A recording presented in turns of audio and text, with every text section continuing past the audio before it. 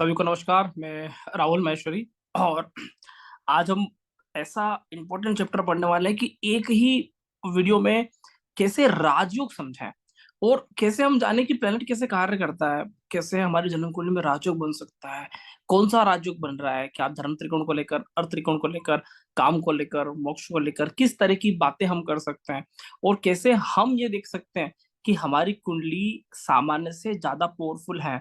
और हमारी कुंडली पावरफुल है वो तो अच्छी बात है, लेकिन कुंडली पावरफुल नहीं है तो कैसे पावरफुल बनाया जा सकता है विथ रेमेडीज, उपाय खंड के साथ, प्रिडिक्शन, राजयोग, सारी की सारी बातें एक छोटे से वीडियो में कवर होने वाला है। तो मैं आपके सामने स्क्रीन शेयर करता हूँ और बहुत सारी बातें आज हम समझने वाले हैं। गागर में सागर वीडियो होने वाला है और एक अद्भुत ज्योतिष का शोध हम पढ़ने वाला है। तो यहाँ पे आपको स्क्रीन दिख रहा होगा, ठीक है।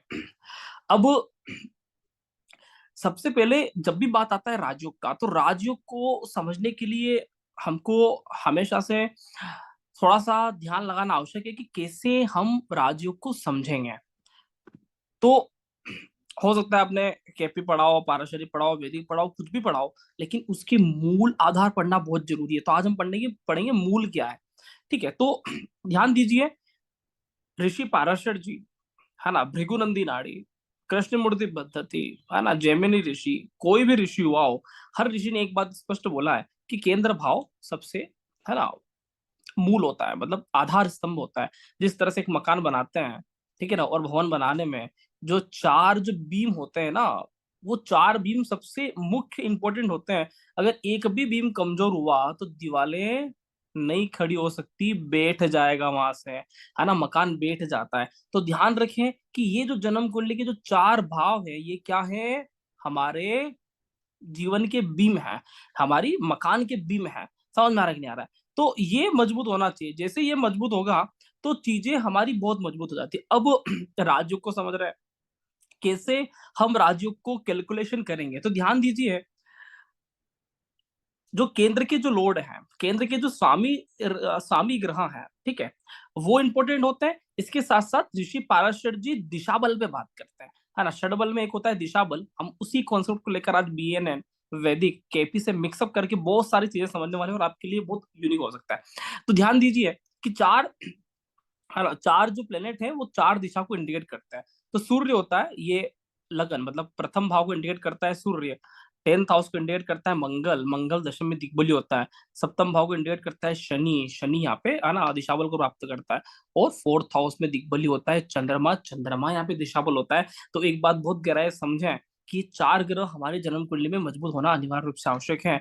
अगर ये चार मजबूत होता है तो व्यक्ति को जीवन में धर्म, अर्थ, काम, मोक्ष सारी चीजें मिल जाती है ना। इसको अपन बोलते हैं धर्म, ठीक है, इसको बोलते हैं अपन अर्थ, ठीक है, इसको बोलते हैं अपन काम, और इसको बोलते हैं अपन मोक्ष, ठीक है। तो सारी की सारी बातें हमारी जन्म कुंडली में अच्छे से रिजल्ट दे सकता है। अब कैसे किसी कुंडली का आकलन करें, मतलब हमको हमारा लक्ष्य है कि 2 मिनट के अंदर हम प्रिडिक्शन करें।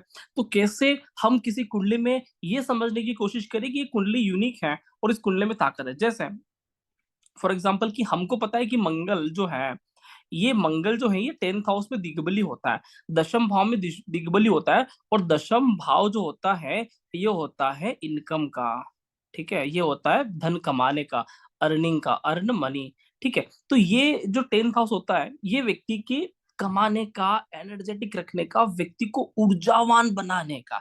आदमी कब ऊर्जावान होता है? आपसे कोई पूछे कि ऊर्जावान कब होता है ना, आप बोलोगे यार नियमित योग करेंगे व्यक्ति ऊर्जावान हो जाएगा। ऐसे बहुत सारे लोग हैं सुबह जो प्रातः काल उठ के रोजाना योगासन करते हैं, है ना, नित्य 3 मिनट भागते हैं, रोज डेली कार्य करते हैं, उसके बावजूद भी वो, है ना, टेंशन में रहते हैं, डिप्रेशन में रहते हैं।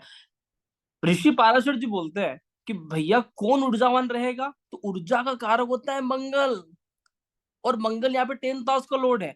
जो व्यक्ति पैसा कमाता है वो व्यक्ति हमेशा एनर्जेटिक रहता है, जो व्यक्ति काम करता है वो व्यक्ति हमेशा एनर्जेटिक रहता है। तो ध्यान दीजिए, पैसे में, पैसे कमाने में, काम करने में बहुत ऊर्जा है। तो मंगल क्या है? मंगल हमारी ऊर्जा का कारक है। अब मंगल ऊर्जा का कारक है तो मंगल हर जगह ऊर्जा देगा, मतलब ज्योतिष में मंगल ऊर्जा का कारक है तो हर जगह ऊर्जा का कार्य करेगा। अब जैसे मान लीजिए कि ये मंगल है, अगर मंगल का संबंध मान लीजिए सूर्य से बनता है, हम राजयोग की बात कर रहे हैं, अगर मंगल का संबंध सूर्य से बना तो क्या होगा? सूर्य मतलब धर्म का कारक है, मंगल मतलब अर्थ का कारक है। ठीक है, अर्थ त्रिकोण का कारक है। तो अब धर्म और अर्थ, मतलब इसका मतलब ये है कि व्यक्ति धर्म के मामले में, है ना, और शिक्षा के मामले में, ठीक है, मतलब कि एनर्जेटिक एनर्जेटिक रहेगा, खूब अच्छे से काम करेगा, खूब अच्छे से उसका प्रमोशन हो जाएगा। धर्म त्रिकोण का अर्थ होता है प्रमोशन होना। ध्यान दीजिए, धर्म त्रिकोण का अर्थ होता है प्रमोशन होना। अगर मंगल और सूर्य का संबंध बना तो क्या होगा? प्रमोशन होगा। व्यक्ति लगातार आगे बढ़ेगा, बड़े बड़े लोगों से संबंध बनाएगा, है ना, ऊर्जावान रहेगा, उच्च शिक्षा को प्राप्त करेगा, ठीक है, पराक्रमी रहेगा, खूब कार्य करेगा। मंगल और सूर्य कौन से त्रिकोण को एक्टिवेट कर देते हैं, कौन से राज्य को एक्टिवेट कर देते हैं? धर्म और अर्थ। समझ में आ रहा है? तो यहाँ पर व्यक्ति मंगल ऊर्जा कारक है, और मंगल जैसे ही सूर्य से मिलता है तो धर्म के मामले में ऊर्जा देता है। और धर्म का अर्थ ये होता है कि व्यक्ति आगे बढ़े। धर्म का अर्थ होता है कि व्यक्ति हमेशा क्रिएटिव कार्य करता रहे, एनर्जेटिक कार्य करता रहे, और हमेशा प्रमोट होता रहे। तो मंगल सूर्य का कॉम्बिनेशन प्रमोशन का। अगर यही मंगल मान लीजिए शनि से मिलता है, ठीक है, किसी भी कुंडली में, किसी भी लगन में मंगल शनि से मिला, तो मंगल तो ऊर्जा का कारक है। मंगल तो बाय डिफॉल्ट ऊर्जा का कारक है। और शनि जो है ये काम का कारक है, इसको बोलते हैं इच्छा, है ना, इसको बोलते हैं इच्छा कारक है। शनि किसका कारक है? हमारी जन्म कुंडली में शनि बताता है कि आपकी क्या क्यूरियोसिटी है, आपकी इच्छा शक्ति कितना है, आप कितना चाहते हो, आपकी चाहत क्या है। तो शनि बोलते हैं इच्छा। मंगल और शनि का कॉम्बिनेशन अगर किसी भी चार्ट में होगा, एम ए प्लस ऐसे, है ना, एनी ऑफ द चार्ट, किसी के भी चार्ट में हो, तो ये व्यक्ति का इच्छा बहुत ज्यादा होता है। मेरे को ये करना है, इतना बड़ा एम्पायर खड़ा करना है, ये कंपनी बनाना है, गुरुकुल बनाना है, वो करना है, ये करना है। इतनी सारी उसकी इच्छाएं रहती है कि वो अपनी इच्छाओं को काम करने के लिए हमेशा एनर्जेटिक रहता है। बोले मैं सो नहीं सकता, मैं परेशान नहीं हो सकता, मुझे कार्य करना है, और एनर्जी के साथ कार्य करेगा। ध्यान दीजिए, यहाँ पे हम राज्यों की समझ रहे हैं कि मंगल कैसे कैसे कार्य करता है। अब मान लीजिए यही मंगल का संबंध चंद्रमा से बन जाए। ऋषि पाराशर जी इसमें बोलते हैं कि चंद्र मंगल लक्ष्मी योग। अरे लक्ष्मी योग क्यों बोले होंगे, कभी समझे हम इन चीजों को? तो चंद्र मंगल और चंद्रमा का अगर कॉम्बिनेशन हो जाता है तो क्या होगा? मंगल प्लस चंद्रमा अगर मिला तो मंगल तो एनर्जी का कारक है, मंगल तो शुद्ध रूप से ऊर्जा का कारक है। जहां जाएगा उसका एनर्जी उसकी बढ़ा देगा। किसी भी ग्रह के साथ जाएगा उसकी ऊर्जा को एक्सपेंशन करने वाला है, उसकी ऊर्जा को बढ़ाने वाला है। मंगल चंद्रमा के साथ जाएगा, और चंद्रमा इमोशन है, चंद्रमा इमोशन है, चंद्रमा आपका मन है। अगर मंगल चंद्रमा के साथ जाएगा तो व्यक्ति का मन बहुत सकारात्मक रहेगा, एनर्जेटिक रहेगा। ये कर लूं, वो कर लूं, कभी सुस्त नहीं है, इमोशन भरे पड़े रहेंगे। समझ में आ रहा है? व्यक्ति का दिल जीत लेगा। और जब भी व्यक्ति पैसा कब कमाता है, पाराशर जी बहुत होशियार व्यक्ति थे, है ना, ज्योतिष का इंसाइक्लोपीडिया वेस्टोलॉजी बोलते हैं उनको। तो पता है कि लक्ष्मी योग कब बनता है? जब हम किसी का दिल जीत लें। लोग पैसा देता कब है ना, कथा करते हैं पंडित जी, पुरोहित, है ना, बहुत सारी जगह लोग पैसा कमाते हैं। पैसा आता ही कब है? जब कोई बहुत बढ़िया काम हो रहा हो, दिल जीत लिया हो, तब जाके तो लोग, है ना, भर भर के पैसा देते हैं। कथाओं में लोग दान दे देते हैं। क्यों? क्या दिल जीत लिया यार, दिल जीत लिया। तो जो मंगल है ना, वो ऊर्जा का कारक है। और चंद्रमा जो है ये मन का कारक है। तो मन इतना ऊर्जित हो गया, इतना उसको एक नया सोच मिल गया, नया चीज मिल गया, है ना, तो व्यक्ति के अंदर एक योग बन जाता है। ध्यान दीजिए, मंगल यहाँ पे, हम यहाँ पे मंगल की बात कर रहे हैं, तो मंगल जहां पर भी जाएगा, जिस भी ग्रह के साथ जाएगा, उसकी ऊर्जा को बढ़ा देता है। ठीक है, अगर मान लीजिए मंगल का संबंध, ठीक है, मंगल का संबंध राहु से हो जाए, ठीक है, तो राहु मतलब भौतिक जीवन का कारक है। अब मंगल का तो एक ही कार्य है कि ऊर्जा, ऊर्जा देना, एनर्जी प्रोवाइड करना, एक काम है मंगल का कि प्रत्येक ग्रह को ऊर्जा देता है, प्रत्येक ग्रह को, है ना, एनर्जी देता है। तो मंगल का संबंध राहु से बन गया, तो राहु की ऊर्जा बढ़ाएगा। राहु मतलब क्या है? राहु मतलब भौतिक जीवन का कारक है। तो भौतिक जीवन में बहुत जबरदस्त रुझान दे सकता है, ये करेंगे, वो करेंगे, ये करना है, वो करना है, बहुत सारी बातें भौतिक जीवन को लेकर बढ़ाएगा। एक्सपेंशन करने वाला है, क्योंकि राहु एक्सपेंशन भी करता है। ध्यान दीजिए, मंगल का संबंध मान लीजिए केतु से हो जाए तो क्या होगा? ठीक है, हाँ, मंगल का संबंध अगर मान लीजिए केतु से हो जाए, ठीक है, मान लीजिए मंगल,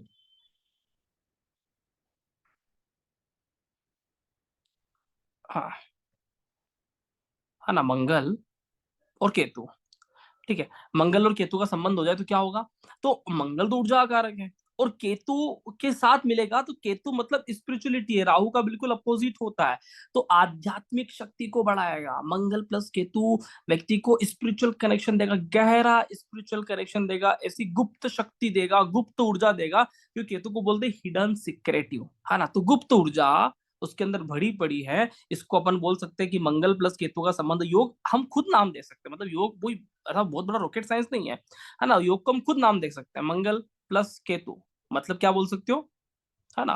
तीसरी नेत्र का उद्गम हो गया, है ना? तीसरा नेत्र खुल गया, क्योंकि ये गुप्त देता है ना, केतु मतलब गुप्त है, मंगल ऊर्जा का कारक है। तो गुप्त ऊर्जा, ऐसी कोई उसके अंदर शक्ति है जो उसको एनर्जेटिक करती है। ये अपन को हो गया, ये अपन ने योग दे दिया। आप इसको कुछ भी नाम दे दीजिए कि भैया गहरा आध्यात्मिक योग है ना? गुप्त ऊर्जा का कारक है व्यक्ति, है ना? बहुत एनर्जेटिक व्यक्ति है, आप कुछ भी कर सकते हो। चलिए, अब मंगल हो गया। अब मान लीजिए शनि कहां पर भी जाएगा, शनि किस भी ग्रह से योग बनाएगा तो क्या करेगा? शनि इच्छा कारक है। सूर्य किसका कारक है? सूर्य कारक की प्रमोशन का। सूर्य कारक है धर्म का। धर्म का अर्थ होता है promotion in your career, education, आपका बुद्धि का स्तर, है ना? मेंटल मेंटल हेल्थ, है ना? आपकी आपको कितना लोग सम्मान देते हैं, आदि आदि का कारक होता है सूर्य। तो सूर्य से प्रमोशन देखें, बुद्धिमत्ता देखें, मेंटल हेल्थ देखें, एजुकेशन देखें। अब शनि का सूर्य से मिलन हुआ, होगा क्या? क्या होगा? शनि इच्छा कारक है, ठीक है, और सूर्य यहाँ पे प्रमोशन कारक है ना? लोग कहते हैं कि भैया सूर्य शनि शत्रु है। मैं आपको बता दूं, सूर्य और शनि का कॉम्बिनेशन बनेगा तो व्यक्ति का, है ना, व्यक्ति का इच्छा शक्ति बहुत प्रबल रहता है कि मेरा प्रमोशन हो। उसके दिमाग में रहेगा कि मैं आगे बढ़ूं, मैं काम करूं, मैं प्रमोट होता रहूं। ये उसके दिल में रहेगा, बिल्कुल 100% रहेगा, क्योंकि उसकी इच्छाएं बहुत ज्यादा प्रबल हैं। शनि प्लस मंगल का संबंध बन गया तो ऊर्जा बहुत प्रबल हो जाएगा, है ना? जैसे मंगल शनि का संबंध बनाया था। तो बहुत सारी चीजें हम कर सकते हैं। शनि प्लस चंद्रमा का संबंध बन गया मान लीजिए, तो इसको बोलते हैं वीएनएन में विषयोग, है ना? विषयोग क्यों बोलते हैं, है ना? तो शनि प्लस चंद्रमा का संबंध बन गया। तो शनि क्या है? इच्छा है। देखो, ज्योतिष के तथ्यों को समझना बहुत जरूरी है। शनि क्या है? इच्छा है। इच्छा किसकी होती है? खुद की इच्छा, स्वयं की इच्छा, है ना? शुक्र मतलब तुला राशि में उच्च का होता है ना? तो खुद की इच्छा, है ना? खुद की उसकी लाइफ में उसको जो सुख मिल जाए, भोग मिल जाए, भोग, काम वासनाएं, खुद की हृदय की काम वासनाएं, कामेच्छा को शनि बोलते हैं। और चंद्रमा जो है, ये पूरी तरह से स्पिरिचुअलिटी है। Fourth house divine power, spirituality. और स्पिरिचुअलिटी मतलब क्या होता है? लोगों के लिए जीना, लोगों के लिए जीना। और शनि मतलब स्वयं के लिए जीना, स्वयं के लिए भोग करना। स्पिरिचुअलिटी मतलब, चंद्रमा मतलब लोगों के लिए पहले करना, लोगों के मन जीतना। तो दोनों में विरोधाभास है, दोनों में गहरा विरोधाभास है।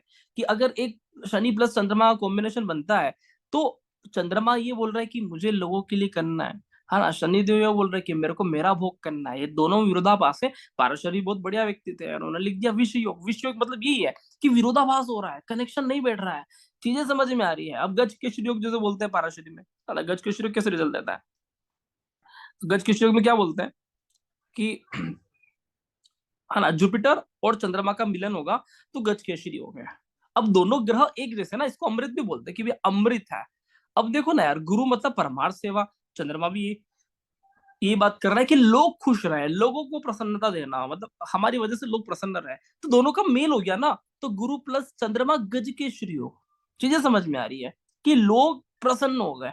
तो ये चीजों को समझते हुए चले कि कैसे योग बने होंगे, किस तरह से योग बनते हैं। मैं आपको यहाँ पे क्या सिखाना चाह रहा हूँ, है ना? यहाँ पे एक ही चीज, एक ही लक्ष्य है सीखने को लेकर। और वो लक्ष्य ये है कि हम अपनी जन्म कुंडली में ये स्वयं देखना चालू कर दें कि ये जो चार मुख्य प्लेनेट हैं, इनसे कौन कौन युति में है, कौन कौन ग्रह युति में है। ये ध्यान दीजिए। अगर इनसे कोई युति में, मान लो मंगल का शनि से युति है, तो आप क्या प्रिडिक्शन करोगे? व्यक्ति बहुत ऊर्जा, बहुत ऊर्जित है। मंगल ऊर्जा कारक, एनर्जी। और ये क्या कारक है? शनि, है ना? इच्छा, खुद का इच्छा। तो आप ये प्रिडिक्शन कर सकते हो कि अगर मंगल प्लस शनि का कॉम्बिनेशन किसी भी चार्ट में है, व्यक्ति फुल ऑफ एनर्जेटिक रहने वाला है। अपनी इच्छा जब तक पूरा नहीं होगा तब तक भरसक प्रयास करके काम करने वाला है। यह व्यक्ति खूब मेहनत करेगा अपनी इच्छा को पूरा करने के लिए। ये प्रिडिक्शन लिखो, गलत हो जाए मुझे बता देना, गारंटेड ये प्रिडिक्शन सही होगा कि हाँ व्यक्ति ऐसा होता है। ये ध्यान रखना चाहिए, बिल्कुल होगा, 100% होगा। समझ में आ रहा है? अच्छा, अब देखिए, व्यक्ति की कब इच्छा पूर्ति नहीं होती है मोस्टली, तो कब इच्छा पूर्ति नहीं होती है, जब चंद्रमा और शनि का संबंध बन जाए, तो इसको बोलते हैं विष योग पाराशरी में।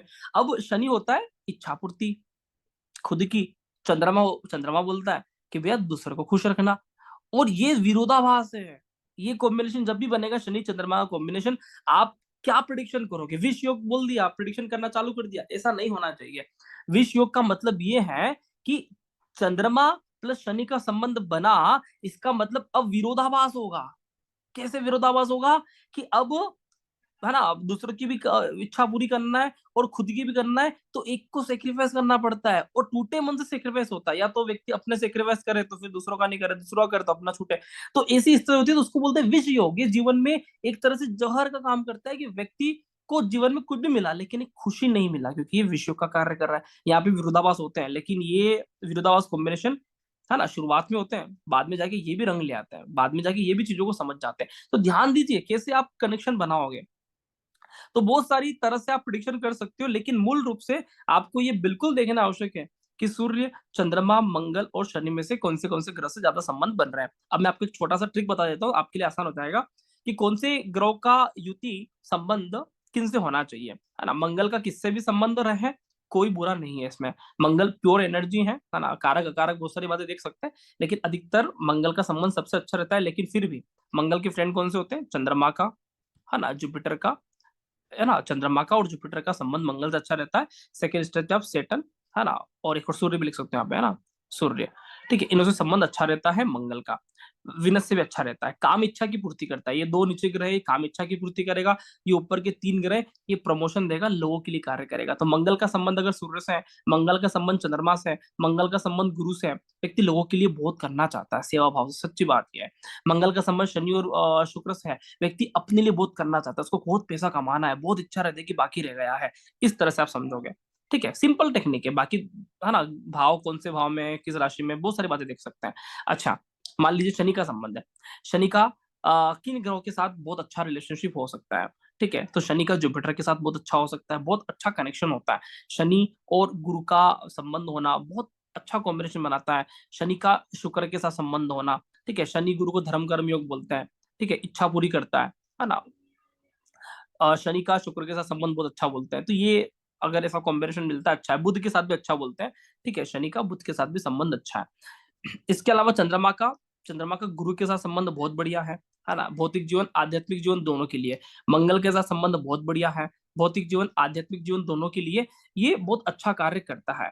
ठीक है, सूर्य से सिर्फ स्पिरिचुअलिटी देगा, सूर्य चंद्रमा का कॉम्बिनेशन बनेगा तो ये सिर्फ परमार्थ सेवा में ही रह जाएगा, स्वयं के लिए कुछ नहीं कर पाएगा। तो लोगों के लिए करना है, अगर कोई ऐसा व्यक्ति है जिसपे लोगों के लिए कार्य करना है, तो सूर्य चंद्रमा का कॉम्बिनेशन भी अच्छा है। परमार्थ सेवा के लिए बहुत बढ़िया है, स्वयं के लिए चीजें बहुत कम मिलती है ना। इसको अमावस्या योग भी बोलते हैं, ऋषि पाराशर जी की अमावस्या योग बन गया है।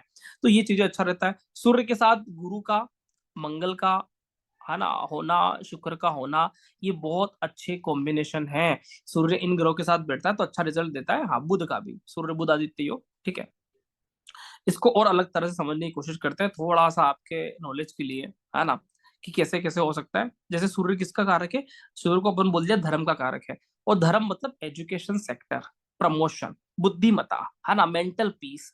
तो सूर्य का सबसे बढ़िया रिलेशनशिप होता है, सबसे प्रोमिनेंट रिलेशनशिप होता है दो घरों से, जो कि धर्म के कारक है और बुद्धिमता के कारक है, बुध को और गुरु का। अगर सूर्य इन दोनों ग्रह के साथ बैठता है तो बहुत बढ़िया रिजल्ट देने का प्रॉमिस करता है, बहुत शानदार रिजल्ट देने का प्रॉमिस करता है। मंगल की बात करेंगे तो मंगल सूर्य और गुरु के साथ बहुत शानदार रिजल्ट देने की बात करता है, क्योंकि इसकी जो ऊर्जा है वो सत्यता के साथ चलेगा। सूर्य सत्य है, गुरु सत्य है, तो सत्य के साथ ऊर्जा। और ऐसा व्यक्ति जब, है ना, राजनीति में आ जाए या किसी भी काम में आ जाए, तो व्यक्ति के अंदर भगवान श्री राम की जैसी ऊर्जा हो जाती है। व्यक्ति अपने आप में इतना यूनिक और अद्भुत हो जाता है। शनि के लिए हम बात करेंगे तो शनि इच्छा है, और इच्छा के लिए शुक्र का कनेक्शन, बुध का कनेक्शन। शुक्र और बुध को बोलते हैं रिद्धि और सिद्धि। समझ में आ रहा है? ये रिद्धि सिद्धि होगी या पैसा चाहिए, तो शनि का संबंध बुध और शुक्र से बहुत बढ़िया माना जाता है ना। थर्ड लेवल पे आप गुरु को बोल सकते हो, गुरु के भी लिए अच्छा स्थिति होता है।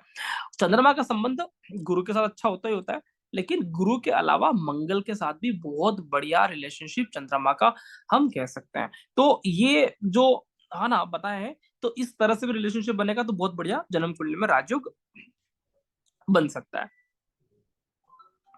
ठीक है, तो हमको समझना बहुत जरूरी है कि कैसे कैसे ग्रह वर्क करते हैं।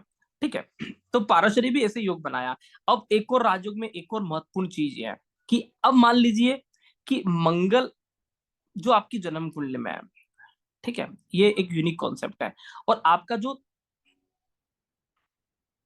त्रिकोण का लॉर्ड जो भी है, नवम और पंचम का स्वामी के साथ मंगल का कनेक्शन है किसी भी लग्न में। मान लीजिए मेष लग्न है, मेष लग्न में नवम और पंचम का स्वामी होता है सूर्य और गुरु। अगर मंगल का संबंध सूर्य और गुरु के साथ है, ठीक है, तो व्यक्ति को बहुत पावरफुल इंसान बनाता है। मंगल का संबंध जिस भी ग्रह के साथ बनेगा, वहां से व्यक्ति को अद्भुत शक्ति देता है। अगर वो ग्रह पंचम और नवम के ही लॉर्ड बन जाए, तो ये व्यक्ति के लिए यूनिक राजयोग, क्योंकि मंगल शुद्ध ऊर्जा है। भारत में बोलते हैं कि लाल रंग का तिलक लगाएंगे, लाल रंग का टीका लगाएंगे, ठीक है ना, क्योंकि लाल रंग एक शुद्ध ऊर्जा का प्रतीक है। तो मंगल जिस भी ग्रह के साथ होगा, शुद्ध रूप से ऊर्जा का कार्य करता है। तो आप स्वयं देख सकते हैं कि कैसे हमारी जन्म कुंडली में ये ग्रह कार्य करते हैं, है ना, शिक्षा को लेकर, एनर्जी को लेकर, इच्छा को लेकर और मोक्ष को लेकर कैसे कैसे हम प्रिडिक्शन कर सकते हैं। आशा है आपको ये है ना वीडियो से बहुत कुछ समझ में आ रहा होगा। और कोई भी प्रश्न है आप बिल्कुल पूछ सकते हैं, है ना। रामायण ज्योतिष 3 महीने का एक्सक्लूसिव सेशन लॉन्च करने जा रहा है वापस से। इसकी पूरी जानकारी आपको डिस्क्रिप्शन में मिल जाएगा, अवश्य देखिएगा कि हम क्या क्या पढ़ने वाले हैं। 3 महीने का कोर्स है, यूनिक कोर्स है ना। तो आप बिल्कुल जाके डिस्क्रिप्शन में चेक कर सकते हैं, मेरा नंबर आपको स्क्रीन पे दिख रहा है ना। मिलते हैं, बहुत बहुत धन्यवाद, नमस्कार, जय जय श्री राम।